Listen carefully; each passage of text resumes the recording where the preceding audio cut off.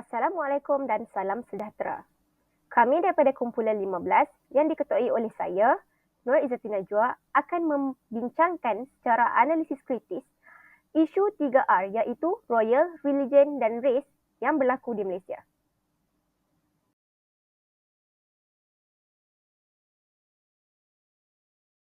Sebagai negara bertamadun, Malaysia mengalami isu 3R yaitu Royal, Religion, dan Race. Royal ataupun diraja bermaksud berkaitan antara raja, permaisuri ataupun salah satu dari anggota keluarganya. Dalam konteks negara Malaysia terdapat 9 orang raja yang terdiri daripada 9 buah negeri yang akan bergilir-gilir menjadi yang di-Pertuan Agong ataupun YDPA. Seterusnya adalah isu religion ataupun agama yang menjadi pusat kepada penyembahan dewa-dewa, kuasa ilahi dan kuasa tinggi yang menjadi dasar kepada sistem keagamaan, amalan, ritual dan prinsip moral. Dalam konteks negara Malaysia terdapat beberapa agama utama yaitu Islam, Kristian, Buddha dan Hindu. Islam menjadi agama rasmi di negara Malaysia tetapi masih mengamalkan kebebasan beragama. Seterusnya adalah isu race ataupun kaum di mana seseorang individu dikategorikan mengikut genetik dan juga tradisi yang dikongsikan bukan melalui warna kulit, ciri-ciri muka dan juga tekstur rambut. Dalam konteks negara Malaysia terdapat pelbagai kaum karena Malaysia merupakan sebuah negara majmuk, tetapi kaum utama yang terdapat di Malaysia adalah Melayu, Cina, India, dan juga orang asli. Genetik dan juga Assalamualaikum warahmatullahi wabarakatuh. Nama saya Azli Safik bin Radis. Nombor metrik BQ 231600107. Di sini saya akan mengupas sedikit definisi dan konteks 3R di Malaysia. Malaysia adalah sebuah negara yang unik, terdiri daripada berbilang kaum dan bangsa, memiliki pelbagai budaya adat resam dan memiliki pelbagai latar belakang masyarakat. Dalam konteks negara bermasyarakat mazbuk, Malaysia mempunyai konteks 3R iaitu Royal, Religion dan Race. Yang pertama, Royal merujuk kepada institusi diraja, di mana negara memiliki sistem kerajaan yang diwarisi dari zaman bersejarah. Institusi diraja terbentuk kepada 3 komponen. Yang pertama iaitu Raja-Raja Melayu, Majlis Raja-Raja dan yang di-Pertuan Agong. Tambahan pula konsep royal sangat penting di Malaysia. Hal ini kerana Malaysia mengamalkan sistem raja berperlembagaan di mana yang di-Pertuan Agong berfungsi sebagai ketua negara diiringi institusi diraja Melayu. Selain itu, di Malaysia perlembagaan persekutuan mengandungi 181 perkara yang merupakan undang-undang tertinggi dalam Malaysia. Malaysia menggunakan sistem beraja yang berkuasa mutlak, di mana raja bukan sahaja simbol tetapi payung kepada rakyat. Sistem berkerajaan dan bernegara berpayungkan raja yang mempunyai sejarah dan tradisi sendiri. Kesetiaan kepada raja sebagaimana termaktub dalam rukun negara adalah salah satu daripada rukun kedaulatan negara. Yang kedua adalah religion. Religion di Malaysia merujuk kepada agama-agama yang dianuti oleh penduduk Malaysia. Menurut perkara 3 dalam kurungan 1, perlembagaan menyatakan bahawa agama Islam adalah agama rasmi persekutuan di Malaysia. Namun, terdapat juga minoriti agama-agama yang lain seperti Buddha, Hindu dan Kristian yang mempunyai hak kebebasan untuk mengamalkan kepercayaan masing-masing. Kehidupan beragama adalah merupakan jati diri utama dalam semua rakyat Malaysia. Negara Malaysia memegang prinsip bahawa semua rakyat perlu berpegang kepada kehidupan beragama dengan menjadikan kepercayaan kepada Tuhan sebagai prinsip pertama seperti yang terdapat dalam rukun negara. Menurut prinsip ini, warga negara Malaysia mesti mempunyai kepercayaan kepada Tuhan mengikut agama yang mereka percaya. Hal ini kerana agama mampu mendorong manusia untuk menjadikan agama sebagai panduan dalam kehidupan. Akhir sekali adalah race. Race merujuk kepada kepelbagaian budaya dan bangsa yang merangkumi pelbagai latar belakang kaum dan agama. Hal ini kerana sistem politik negara seiring dikaitkan dengan demokrasi etnik, di mana Malaysia mempunyai 3 kumpulan etnik terbesar, iaitu Melayu, Cina dan India. Kepelbagaian budaya dan bangsa di Malaysia menunjukkan peranan penting bangsa dan budaya membentuk nilai dan norma masyarakat yang memupuk keharmonian dalam kalangan kumpulan etnik. Menurut Nur Azira Muhammad Rohana 2017, evolusi dan pengembangan budaya Malaysia sejak pembentukan Kesultanan Melayu Melaka merupakan bukti sejarah sosial yang berlainan di Malaysia. Itu saja daripada saya. Sekian, terima kasih. Halo, salam sejahtera. Nama saya Jailun Branis, nomor metrik BC 23110016. Sekarang saya akan membentangkan agama di Malaysia. Agama ialah sesuatu kepercayaan atau ajaran yang dianuti oleh seseorang. Asas kemunculan agama, perasaan untuk muncul mencari satu kuasa tertinggi ataupun perasaan ingin beragama oleh seseorang manusia. Seperti yang kita paham, kepercayaan kepada Tuhan merupakan satu sorotan dalam kepelbagaian agama. Tuhan adalah merupakan satu entiti kewujudan yang maha kuasa dan mempunyai kuasa yang gaib dan sakti seperti dewa.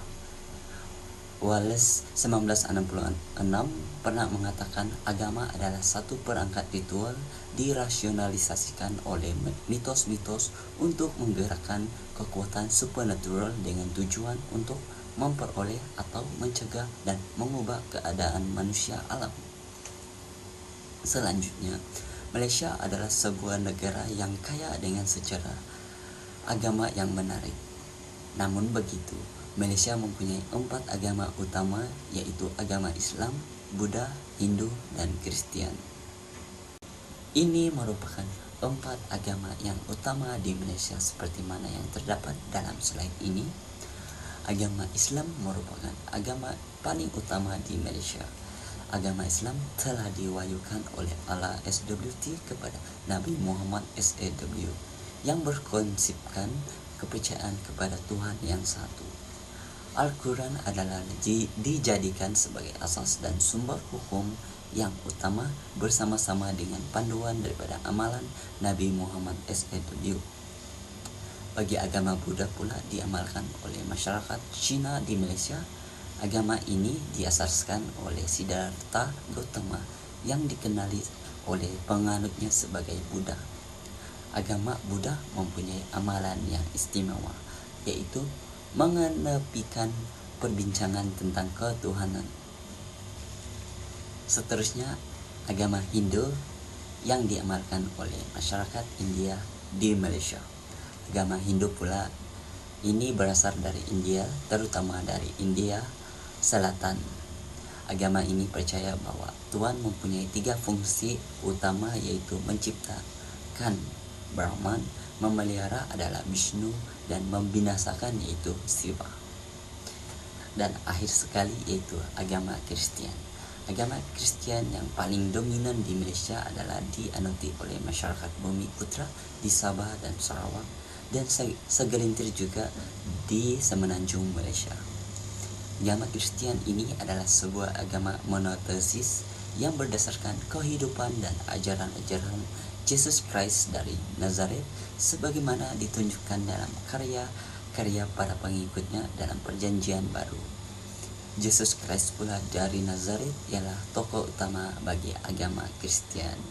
Sekian dan terima kasih. Seterusnya, saya akan menerangkan tentang kaum di Malaysia. Penduduk Malaysia terdiri daripada masyarakat yang berbilang kaum, agama dan keturunan. Kumpulan terbesar rakyat Malaysia terdiri daripada 3 kaum utama, iaitu Melayu, Cina dan India. Kaum Melayu merupakan kaum majoriti di Malaysia. Mereka kebanyakannya tinggal di semenanjung Malaysia, tetapi juga terdapat di Sabah dan Sarawak. Masyarakat Melayu mempunyai warisan budaya yang kaya, termasuk seni bina tradisional, muzik, tarian dan pakaian seperti baju kurung dan baju kebaya. Agama Islam adalah agama utama masyarakat Melayu dan nilai-nilai kekeluargaan dan keagamaan penting dalam kehidupan mereka. Seterusnya, kaum India. Komuniti India di Malaysia terdiri daripada pelbagai etnik seperti Tamil, Telugu, Malayali dan lain-lain. Festival Hindu seperti Deepavali dan Thaipusam diraikan secara meriah di kalangan komuniti India. Dan yang terakhir iaitu kaum Cina. Komuniti Cina merupakan kaum kedua terbesar di Malaysia. Mereka mempunyai pelbagai latar belakang etnik seperti Hokkien, Cantonese, Hakka dan lain-lain. Festival-festival seperti Tahun Baru Cina merupakan acara yang diraikan secara besar-besaran di kalangan komuniti Cina. Seterusnya, etnik-etnik di Sabah. Terdapat 3 etnik utama yang saya akan terangkan iaitu Kadazan Dusun, Murut dan Bajau. Kadazan Dusun adalah istilah yang diberikan kepada penyatuan klasifikasi 2 puak asli di Sabah. Mereka juga merupakan kumpulan etnik terbesar yang terdiri daripada kira-kira 1/3 daripada penduduk. Secara tradisinya, kebanyakan daripada mereka adalah petani tradisional yang menanam padi beras dan padi huma, serta memancing dan memburu.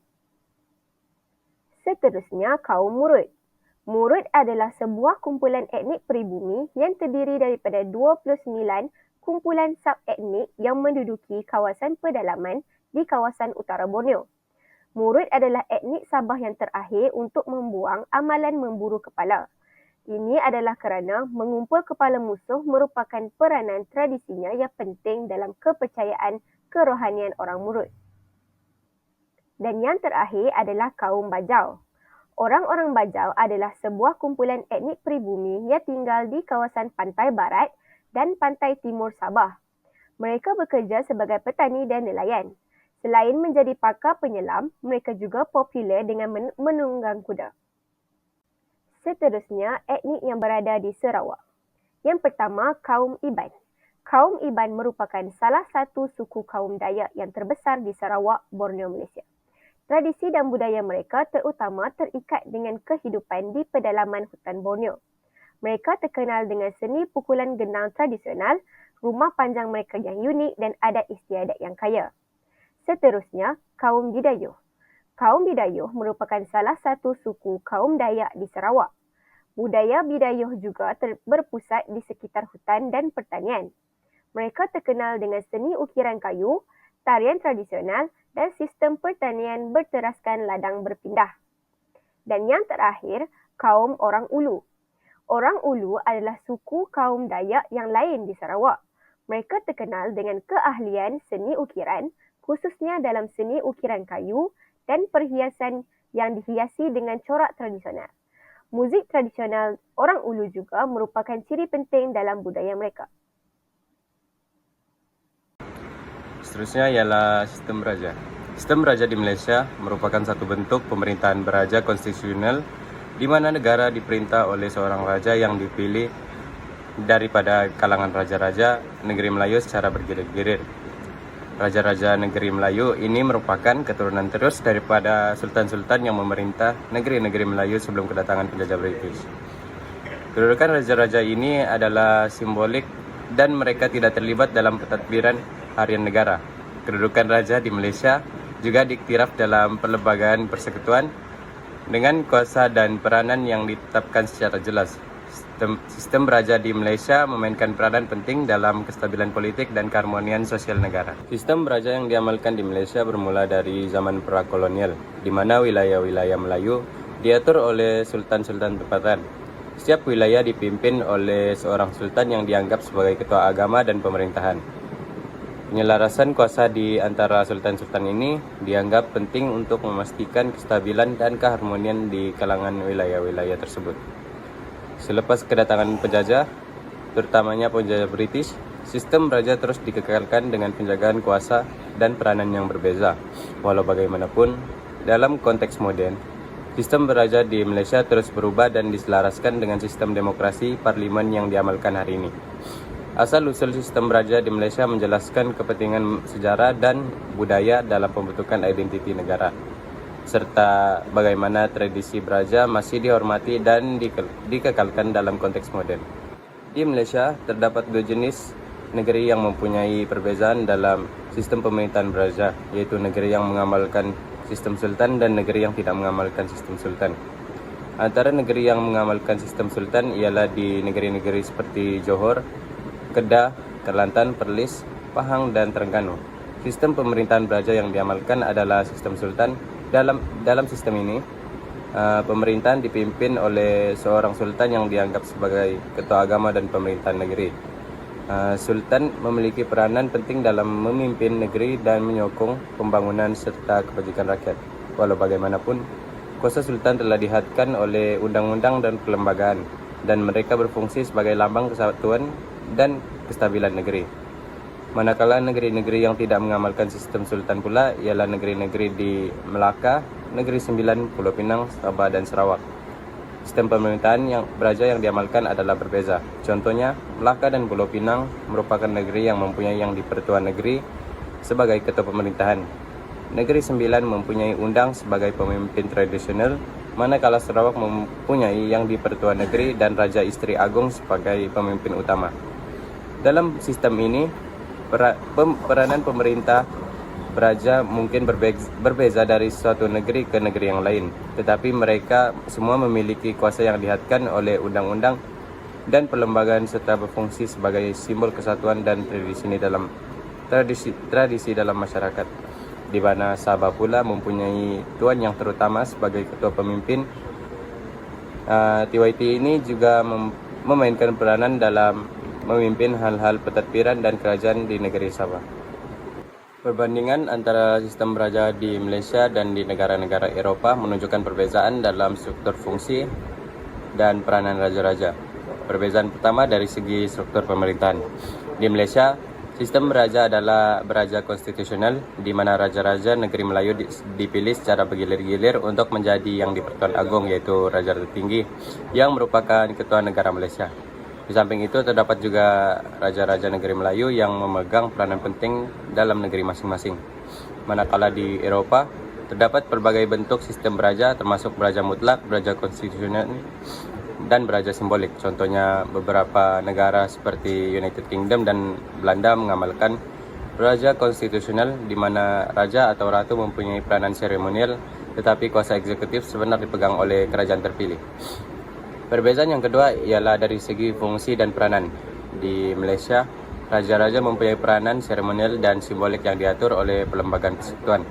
Mereka juga mempunyai peranan penting dalam mengekalkan keharmonian antara kaum dan agama serta sebagai perwakilan negara dalam hal-hal diplomatik.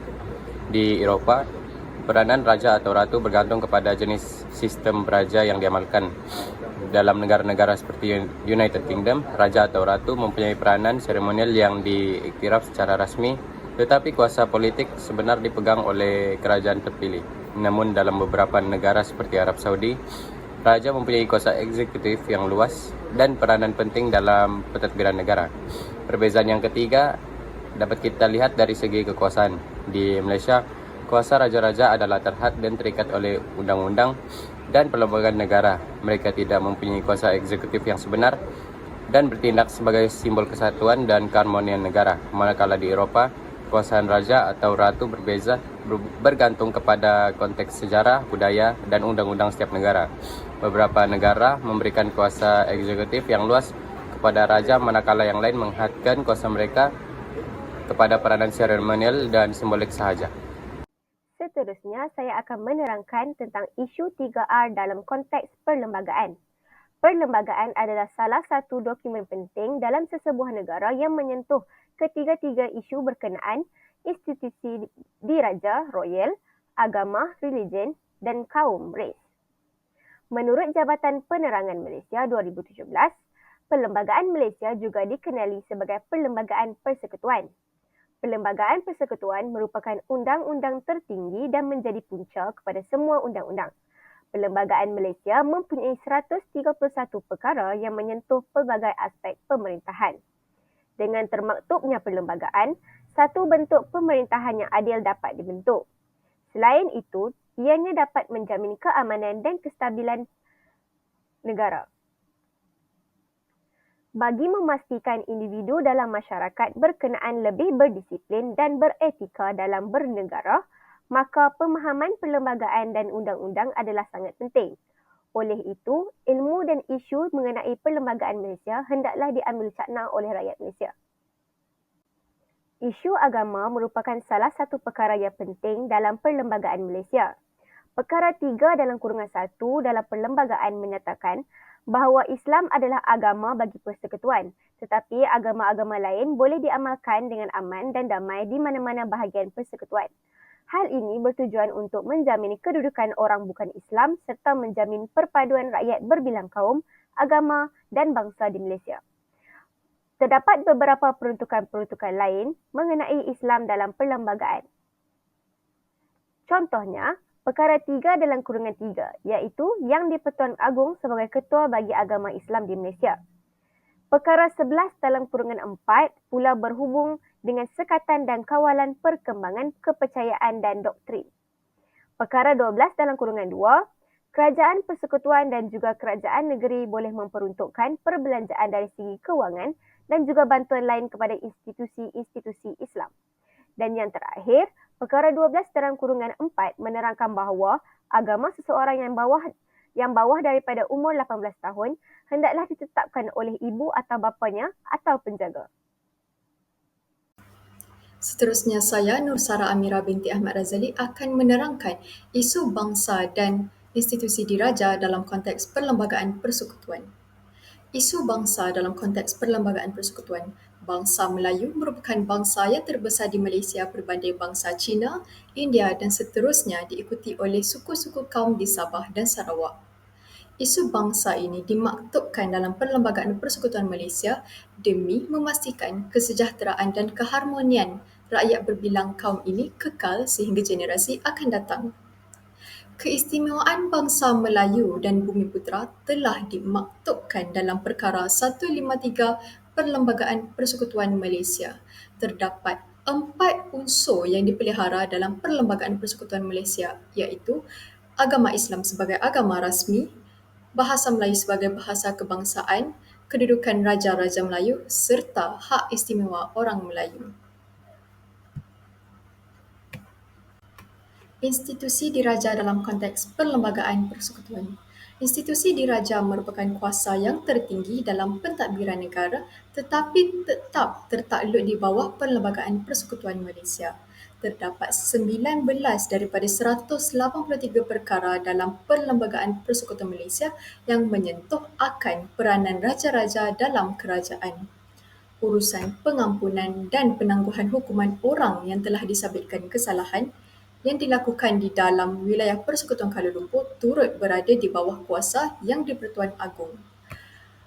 Peruntukan susunan keutamaan bagi Yang di-Pertuan Agong dan raja-raja lain turut dimaktubkan dalam Perlembagaan Persekutuan Malaysia.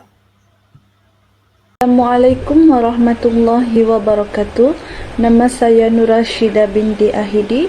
Nombor matrik saya BQ23110051. Saya akan menerangkan isu 3R dalam konteks masyarakat.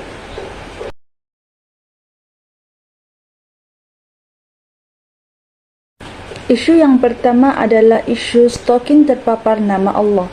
Baru-baru ini, tular sekeping gambar telah dimuat naik di media sosial memaparkan stalking berjenama ML Ranusok tertera perkataan Allah dijual di sebuah kedai yang bernama KK Supermart Bandar Sunway. Hal ini telah mengundang kemarahan umat Islam, termasuklah Yang di-Pertuan Agong iaitu Sultan Ibrahim. Dengan itu, PDRM telah menggesa agar semua pihak berhenti menjadikan 3R sebagai bahan mainan kerana itu telah menggugat keharmonian negara. Manakala, isu yang kedua pula adalah isu saranan untuk melibatkan pakar bukan Islam dalam jawatan kuasa berkaitan urusan orang Islam. Hal ini berkait dengan ahli parlimen DAP iaitu Ngeh Koham yang menyarankan pakar bukan Islam terlibat dalam jawatan kuasa berkaitan urusan orang Islam.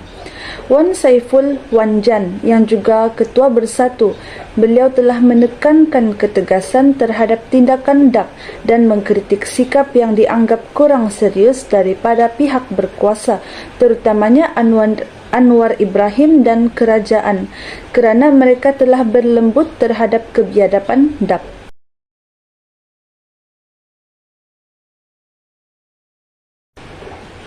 Manakala isu yang ketiga pula ialah isu menghina institusi raja. Persoalan Tun Dr. Mahathir yang menyentuh isu institusi beraja berkisar tentang beberapa topik utama yang beliau bangkitkan dalam kenyataannya. Yang pertama, kisah sejarah institusi diraja. Yang kedua, penjualan tanah bernilai 4 bilion. Yang ketiga, peranan Raja-Raja Melayu dalam melindungi orang Melayu. Persoalan-persoalan ini telah mencetuskan kontroversi kerana menyentuh sensitiviti berkaitan dengan institusi diraja dan peranannya dalam sejarah dan masyarakat Malaysia, serta implikasi terhadap kedudukan dan fungsi institusi tersebut dalam konteks moden. Assalamualaikum dan salam sejahtera. Saya Nur Hazim binti Sahiran, nomor majlis BP 231605663. Kali ini saya akan membentangkan berkenaan kesan 3R dalam konteks masyarakat. Yang pertama, boleh menyebabkan perpecahan. Tidak dinafikan lagi bahawa hal berkaitan 3R adalah isu sensitif. Sekiranya perkara ini diperkatakan dengan keras dan kasar, boleh mengguris perasaan, berkemungkinan boleh mengundang permusuhan. Oleh itu, sekiranya isu berkaitan tidak dikawal selia dengan baik, pasti boleh menggugat bukan sahaja perpaduan dalam masyarakat, bahkan ketenteraman awam dan keselamatan negara. Perkara yang sering dilakukan oleh pengguna media sosial adalah mengedar dan menularkan perkara yang boleh mencetuskan kebencian atau rusuhan. Apatah lagi jika ia menyentuh pertelingkahan dan perbezaan pandangan antara kaum dan agama. Seterusnya ialah menjaga keharmonian. Rakyat diingatkan untuk tidak berkongsi atau memuat naik berita atau kandungan-kandungan yang berbau kebencian, terutamanya yang melibatkan elemen perkauman, agama, dan institusi diraja, yaitu 3R, di media sosial atau aplikasi pesanan ringkas. Ucapan berbau kebencian merujuk kepada kata-kata, ucapan, atau gambar yang menuduh, merendah-rendahkan nilai seseorang atas faktor perkauman, etnik, agama, maupun kewarganegaraan mereka. Usaha kerajaan bagi mengawal selia perkara ini dapat dilihat melalui pemantauan sebarang ucapan, hantaran, atau komen yang berbau 3R. Bahkan terdapat undang-undang yang akan menghukum individu yang menyentuh isu ini, yaitu Akta Hasutan. Walaupun laman maya atau platform laman sosial dijadikan wahana sebagai kebebasan bersuara, namun begitu seharusnya penulisan tidak sewajarnya berpaksikan kepada emosional. Yang ketiga ialah menciptakan peluang untuk berinteraksi masyarakat dari latar belakang yang berbeza. Hal ini secara tidak langsung akan mengurangkan sebarang konflik pada masa hadapan. Bukan itu sahaja, setiap kelompok masyarakat yang berbeza akan dapat menyumbang pandangan, pengetahuan, dan pengalaman yang unik dan menarik bagi menyelesaikan masalah yang dihadapi di dalam negara. Setiap komuniti membawa kepada kemahiran, pengetahuan, dan bakat yang berbeza, dan seterusnya dapat menyumbang kepada kemajuan negara dalam bidang-bidang seperti perdagangan, institusi, pendidikan, dan perkhidmatan. Dengan adanya manfaat kepelbagaian ini, ia boleh menjadi kekuatan kepada negara di peringkat antara bangsa dan modal yang dicemburui oleh negara lain di luar sana. Isu 3R di Malaysia adalah kompleks dan sensitif. negara berusaha untuk memastikan keharmonian dan kestabilan dengan menghormati dan menghargai perbezaan budaya, agama, dan raja-raja. Walau bagaimanapun, kesabaran ke arah pemahaman yang lebih mendalam dan keterbukaan terus wujud ke arah masa depan. Pendekatan yang inklusif dan bersepadu perlu ditingkatkan untuk memastikan Malaysia terus menjadi negara yang merangkumi dan harmoni untuk semua warganya.